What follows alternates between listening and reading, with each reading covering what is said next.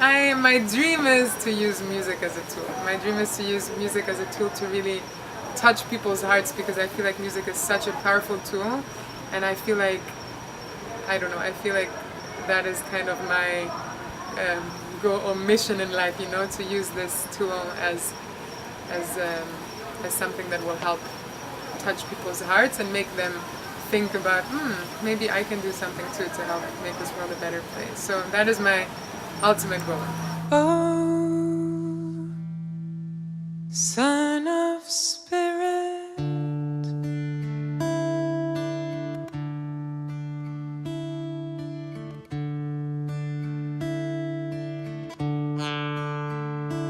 my first counsel is this: possess a pure, kindly and radiant heart. My first counsel is this: possess a pure, kindly and radiant heart, that thine may be a sovereignty,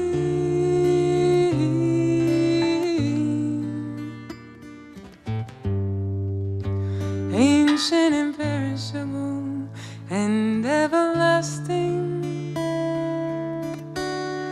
that thine may be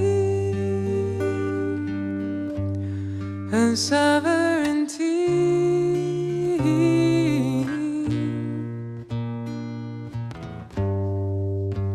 ancient, imperishable, and everlasting.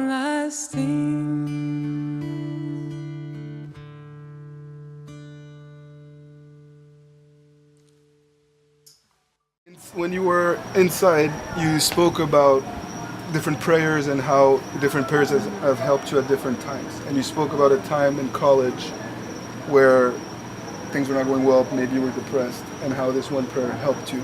Yeah. I can relate to that. I mean, Yeah. I've gone through tough times like that, and I didn't have the Baha'i Faith, unfortunately. Yeah.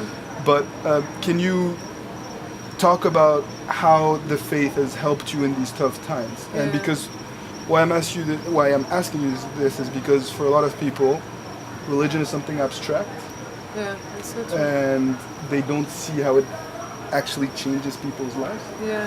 And so a lot of the people that I interview, I ask them, how does the faith help you in your day-to-day or through tough times? That's a very good question. I mean, for me, I always, when I was younger, my father would always say to me, do you know how much I love you? And I would say, yes, Dad. And he would say, now imagine how infinite the love is that I have for you. Now imagine how much more the love is that God has for you. You know, God created you because he loved you. You know, Baha'u'llah says, I love thy creation, hence I created thee. So I've always pictured this a very, very loving God. I know that we, as human beings, don't have the capacity really to imagine God in his essence, but I always imagine a very loving force, or whatever we would call God. And so for me, whenever I'm in times of difficulties, I always think, first of all, I think about this love. I always have this strong power of love in me for God, and so that's what makes me pray. That's what makes me want to come closer to him, right? So whenever I'm in a time of difficulty, I just always try to remember, you know, first of all, I'm not alone. Second of all, God will never test us more than we have a capacity to be tested. And that is very reassuring for me, because I always think about, okay, I'm being tested, but maybe this is something that is helping me grow, is helping me become a stronger person. So in general, yeah, it's always a very reassuring thing to have, as you say, to have this belief, right? To have something there, to know that you're on a journey, and maybe you are going through a tough time at the moment, but maybe thinking of it as something that will help you grow and make you stronger as a spiritual being.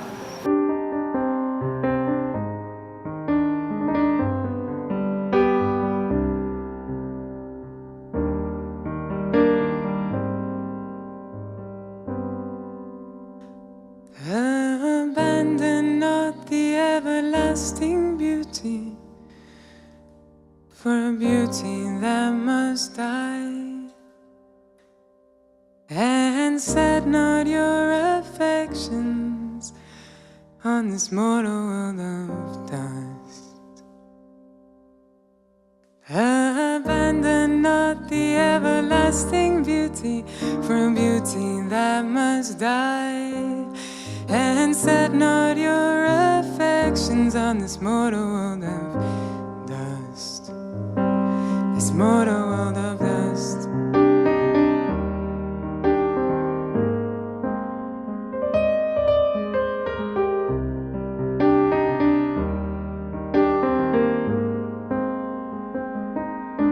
Abandon not the everlasting beauty, for a beauty that must die.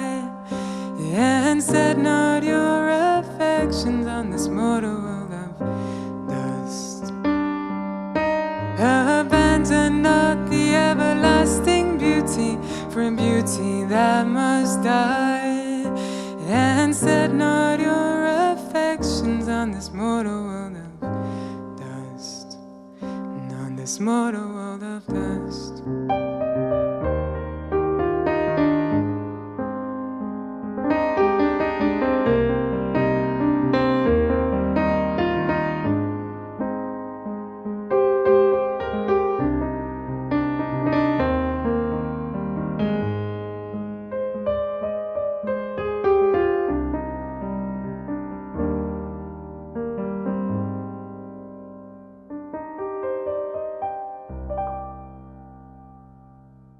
I mean, I mentioned it briefly inside too, but for me, this concept of beauty and truth is something that I very much relate to and very much, I don't know, love. Because for me, being a math student, you know, I had a lot of people in my class who, I feel like they say that mathematicians, especially in pure mathematics, are 50% of them are atheists and the other 50% are very, very strong believers. Because I feel like if you see a mathematical proof, I know it sounds cheesy, but some people like seeing the beauty in it. Some people feel like, oh, I did this, you know, this is my creation, so I feel good about it, and it kind of is kind of the opposite of humbling.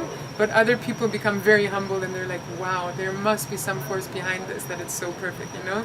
So for me, the attraction to this beauty or to this truth is something that really fascinates me in both music and mathematics, and it's the one thing that I feel for me connects the two, because it's this attraction to something spiritual. And for me, in a way, it's part of this oneness of everything, not just oneness of humankind, but you know, like Baha'u'llah in I think Summons of the Lords of Hosts, one of his books, he mentions a small sentence saying reality is one.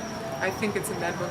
And I always think about that, because if reality is one, that means no matter from what point of view we're coming, if we're studying philosophy, if we're studying mathematics, if we're studying psychology, whatever we're doing, in the end, reality is one. It's just different ways of approaching it and different ways of looking at it, right? Yeah. So for me, this whole concept of attraction to this one truth is something that fascinates me very much and keeps me makes me want to learn more in whatever field I'm interested in.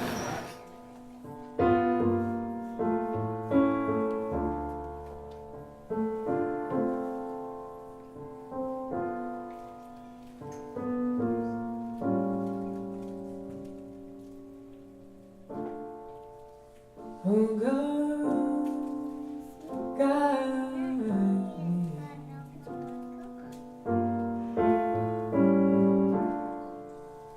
protect me,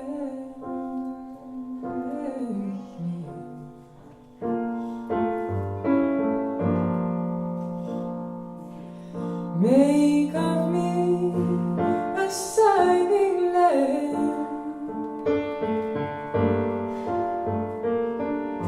And a brilliant star.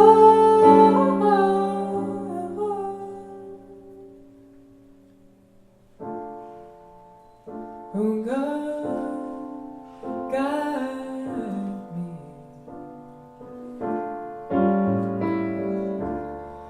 protect me.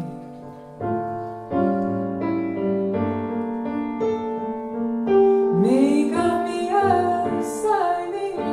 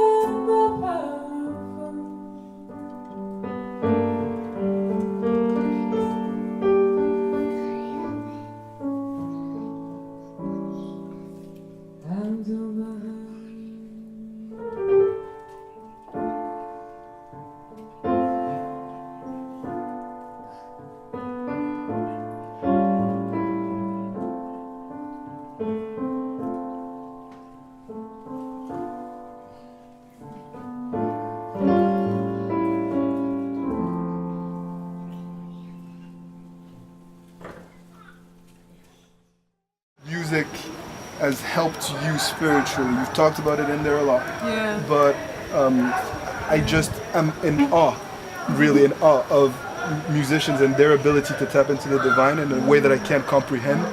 So anything that you want to say in that regard? I want to say something that is actually kind of personal, but I really want to share it, which is I had a similar evening a few years ago in Italy where they asked me to sing some of the songs from my CD.